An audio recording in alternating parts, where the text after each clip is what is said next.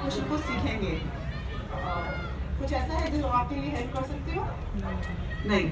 Great. So everyone, मैं आपको ना कुछ वो रियलिस्टिक बातें बताना चाहती हूँ जो आपकी सफलता में आपके लिए हेल्पफुल हो सकती हैं। आपको मोटिवेशन के लिए पद्मा मैम ने बहुत अच्छे से बताया।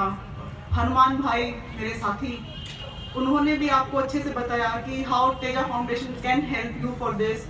मैं यहाँ इस संस्थान से जुड़ी थी इंटरव्यू के टाइम पे, उससे पहले मुझे मालूम नहीं था। इंटरव्यू का एक्सपीरियंस मेरा बहुत अच्छा गया और उसने मुझे बहुत हेल्प भी दी कॉन्फिडेंस देने के लिए।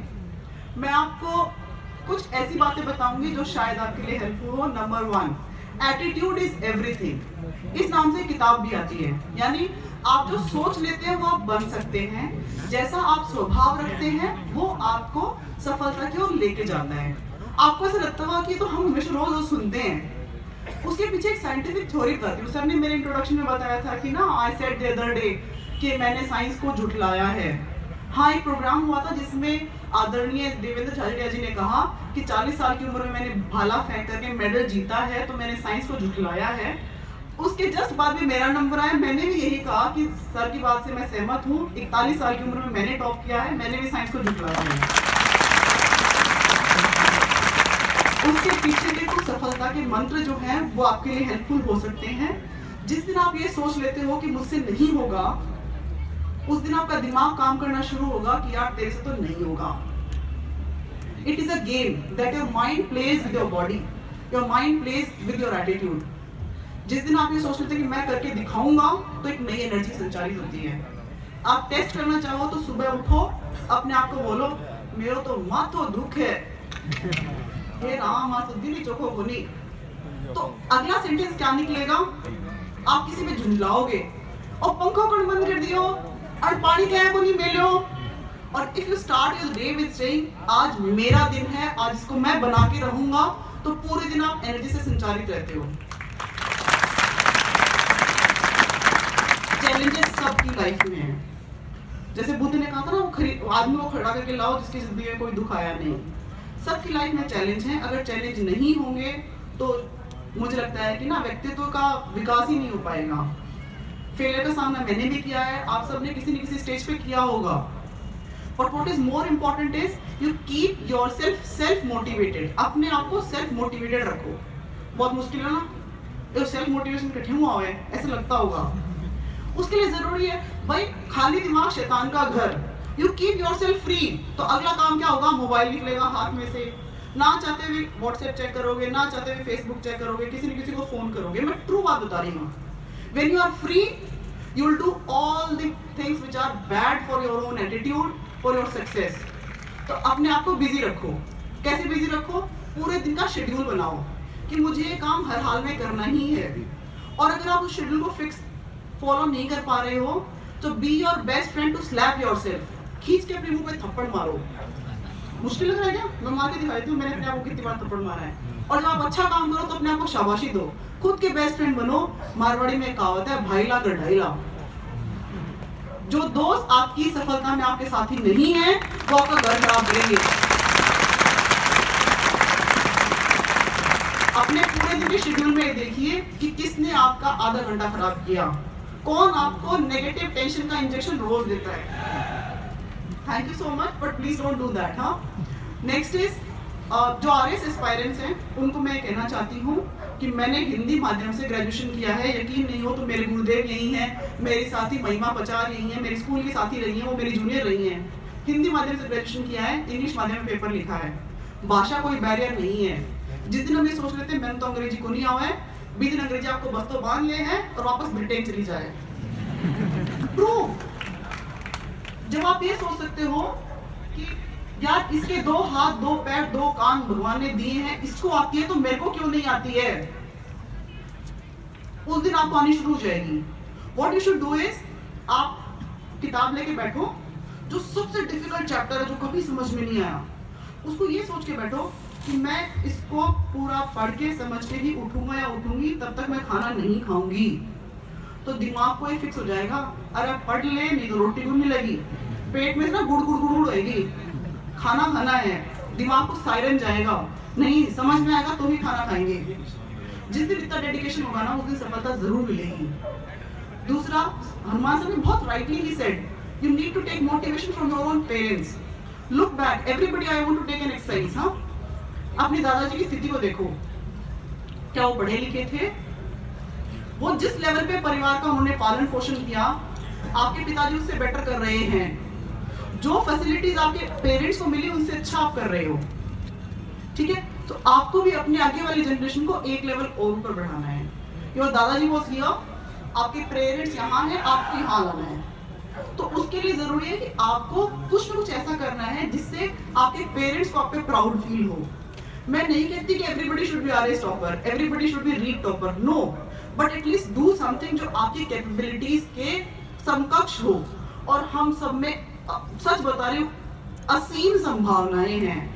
हम कभी अपने आप को सोचते ही नहीं हम कर सकते। अच्छा, कितना लोगों को लगता है कि एग्जाम की रात को बैठ के जो मैंने अवकलन समाकलन पढ़ा वो मुझे पूरे साल समझ में नहीं आया था, लेकिन एग्जाम की रात को समझ में आ गया। कितनों को हाथ खड़ा करो, ग्रेट, लुक बैक, मुड़ के देखो कितने लोग हाथ खड़े हुए हैं। इट मींस आपका दिमाग तो वही है, रातों रात चेंज नहीं हुआ। आपने सोच लिया कि मुझे पढ़ना है, कल मेरे को पेपर देना है, तो ये एटीट्यूड हर रोज क्यों नहीं?